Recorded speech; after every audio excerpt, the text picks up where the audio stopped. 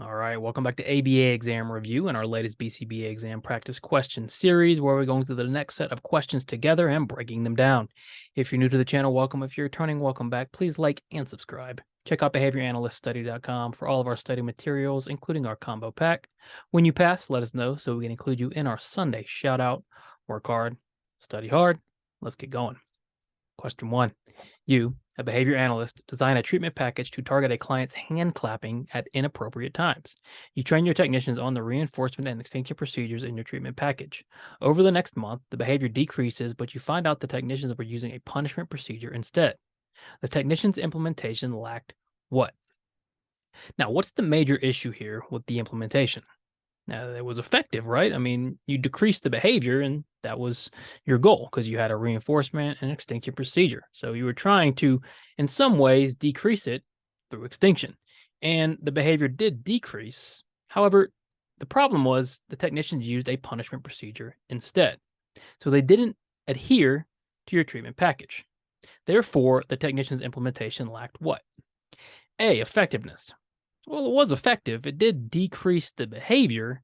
It just didn't decrease it the appropriate way. It didn't decrease it in a way that you wanted it to be decreased. So the problem was the procedure lacked fidelity. It was not implemented in the way you designed it or the way you trained them to implement it. So you can have an effective procedure that still lacks fidelity, because fidelity just means it's implemented the correct way. You can also have a treatment package with fidelity that's ineffective. Is it valid? Well, if we're talking about data collection, it is valid because they're targeting the correct behavior. And is it repeatable? Well, again, if we're talking in terms of the intervention, sure, they were able to repeat punishment enough to where the behavior was decreasing over that month. So we're not saying it wasn't effective. It just wasn't the right treatment. There was no fidelity according to how you wrote the treatment and trained them on the treatment. The technician's implementation lacked B, fidelity. Ben's session starts after school. When Ben gets home from school, he is always hungry and doesn't want to do anything else before he eats. He will avoid all work until he is no longer hungry. What would be the best antecedent manipulation to prevent work avoidance from Ben? First, we are looking for an antecedent manipulation. It's very important. So you're looking for something that happens prior to work avoidance. Now, we know Ben's session starts after school. When he gets home, he's hungry and doesn't want to do anything else before he eats. So that's really where our intervention should begin, right? Because we know he's going to avoid work until he's no longer hungry. So we need to change that prior to him avoiding work, right? So how are we going to do that?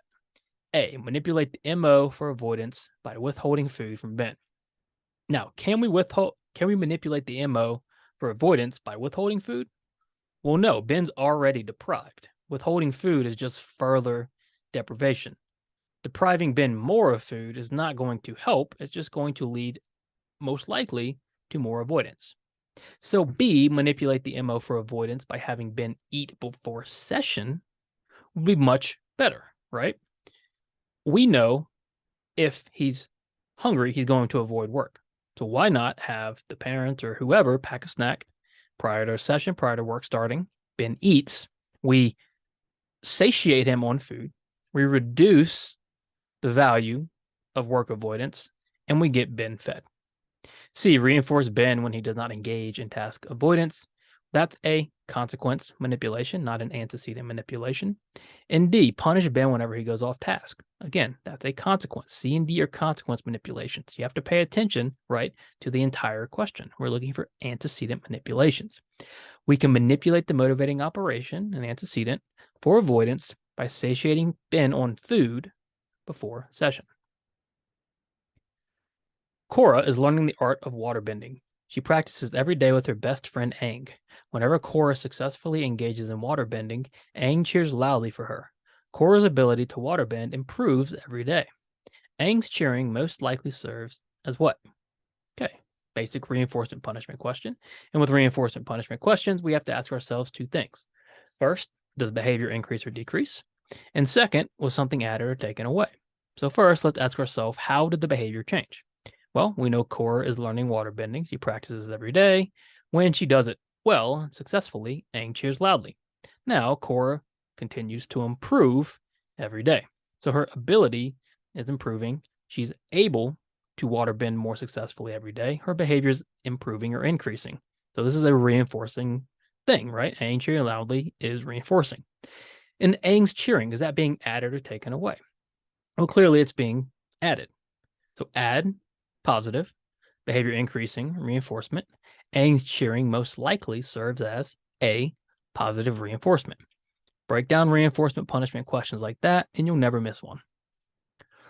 When is it possible that disclosure of confidential information occur without consent? Read that again. When is it possible that disclosure of confidential information occur without consent? Meaning, typically, all confidential information should only be disclosed to parties who have the right to that information, aside from a few select scenarios. So this question is asking, when might that be? When might those scenarios take place? A, when complying with the court order. Sure, if a court order tells you must disclose information, you have to comply with that. B, when credible information suggests harm or danger. Absolutely. Our number one golden rule is do no harm. If we have credible information saying harm is possible, we must disclose confidential information if necessary. C, when a third-party payment service is involved. That is true as well. It's possible that you may disclose confidential information to a third-party payment service when necessary. So when is it possible that disclosure of confidential information may occur? Well, D, all the above. Garrett trains a new employee for his lawn care business. He demonstrates to the employee how to mow lawns in rows, going up and down until the lawn is complete. The employee eventually figures out that there are other ways to finish the lawn, such as mowing in a rectangle. This is considered what? What has the new employee done? Well, they've taken what was originally taught to him, this response. The original response was mowing lawns in rows, and now he's taken it and changed it and made it his own. He's still mowing the lawn. He's still doing the same activity and completing the activity and responding to the stimuli of the grass. He's just doing it a different way. He's now mowing in a rectangle. So what is this considered when you or someone else responds in multiple ways to the same stimuli or engages in new unlearned responses to the same stimuli? What is that considered? A, stimulus generalization. Stimulus generalization is kind of the reverse of that. Okay, in stimulus generalization, we have multiple responses evoking this, or multiple stimuli evoking the same response. In response generalization, we have what's occurring in this scenario. We've got a trained response in the presence of a stimulus, and then all of a sudden, some of these untrained responses start to occur. Responses are starting to generalize throughout this stimulus. What about maintenance? Well, maintenance would be the ability to mow lawns in the way he was taught, but he's doing it in a different way. And then overgeneralization would be if he's mowing the wrong lawns or mowing the wrong things, but that's not what's occurring. What's occurring is response generalization. He's responding to the same stimulus, the grass, in multiple different ways. What type of reinforcement is commonly associated with self-management and hinders the success of self-management? Self-management is a major portion of what you need to know for the exam. It's on the task list, and self-management involves things like self-monitoring, self-evaluation, and in self-management, it can be very difficult when there's nobody else around because there's temptation, right? And a lot of times in self-management, you're providing your own reinforcement and you're preventing your own with reinforcement. So what type of reinforcement often occurs that hinders the success of self-management? Well, A, bootleg reinforcement. Bootleg reinforcement occurs when reinforcement is gained without actually engaging in the target response. And if you've ever made a pact with yourself that I would not eat that ice cream until I jogged 3 miles, and then you eat the ice cream anyway without jogging 3 miles, that's bootleg reinforcement. And that often gets in the way of self-management. That's what makes self-management, or one of the things that makes self-management so difficult.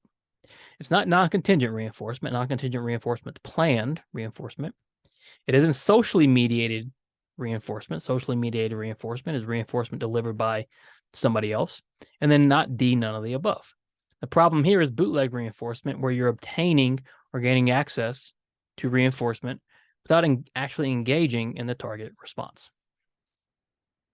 A teenage client who is struggling in school and relies on his caregiver to complete tasks that should be done independently at a skill level wants to learn how to dance like the characters from Fortnite. What would your response be as a behavior analyst?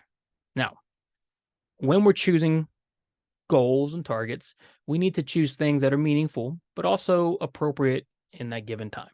Okay. However, we have a teenage client, he's struggling in school, and he can't do these independent tasks that he should be able to do at his skill level. And yet, he wants to learn to dance like the characters from Fortnite. What might your response be as a behavior analyst? A, clients should have a say in their treatment package, so you could implement this into the programming. Clients should absolutely have some sort of say into the treatment package.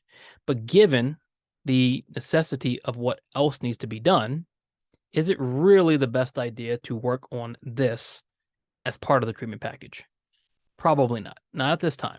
Now, could it be a pre-MAC principle situation where you get to engage in Fortnite dances for reinforcement? Sure. But to actively work on this skill when there's so many other pressing concerns is probably not socially valid. B, you would doubt the social validity of this target behavior. Yes. Is it meaningful? Is it going to make meaningful, impactful, immediate changes?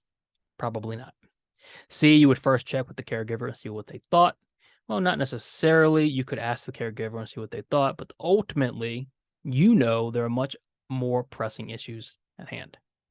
And D, a functional analysis should be performed on the skill. Well, we're not there yet, right? We haven't even chose it as a target. So what your response should be is you would probably doubt the validity of the target behavior. A learner was taught to pump their own gas into their car at a Circle K. Generalization would occur if what? So if this learner learned how to pump gas into the car at a Circle K, what would generalization be? Well, if they were able to pump gas somewhere else, right? So A, the learner is able to get a gas station attendant to pump their gas. It's not generalizing, okay? They're not able to pump somewhere else yet, as far as we know. This is just getting somebody else to pump their gas. The skill was pumping gas into their own car. B, the learner is able to pump gas at the Circle K after learning stops. That would be maintenance. C, the learner is able to pump gas at the Shell station. There we go. C is the best example of generalization. And D, the learner is able to buy chips and candy at the Shell station. Well, that's not generalizing pumping gas. Generalization would occur if C, the learner is able to pump gas at the Shell station. All right, thanks for watching. Make sure you like and subscribe. Check out behavioranalyststudy.com for all of our study materials. As always, work hard, study hard, and see you soon.